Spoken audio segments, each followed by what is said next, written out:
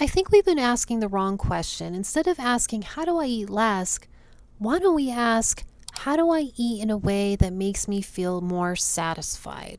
I don't make desserts to cheat on my healthy eating. I make desserts that make healthy eating easier. Because this one little dessert is packed with fiber, protein, and the ability to trigger your body's own natural GLP-1 response, just like Ozempic.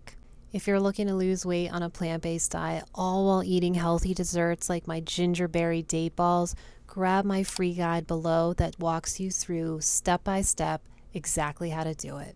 Inspired by my favorite kombucha flavor, the main star are these freeze-dried berries from Trader Joe's. I can't get over the amazing berry flavor of these.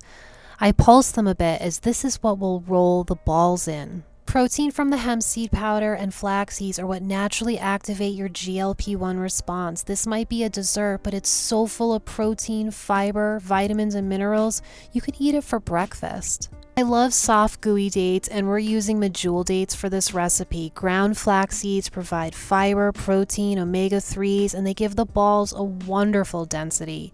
Hemp seed protein powder acts like a flour and provides protein, fiber, and so many nutrients. I use just enough maple syrup for sweetness, but the balls are not overly sweet. Fresh ginger, 1 tablespoon, gives just enough of that warm ginger flavor in the background. So good. And then I add in the rest of the freeze-dried berries here, and they act like a flour too. I pulse everything together until it resembles this dough, and it just barely comes together. I got about 9 balls out of the mixture, but you could get 10 if you made them slightly smaller. My favorite part is rolling them in the crushed freeze-dried berries. Don't skip this step. And if you have kids, definitely get them involved in this process. How gorgeous are these? I had a little left over of the freeze-dried berries, so I dipped my piece in before I took a bite.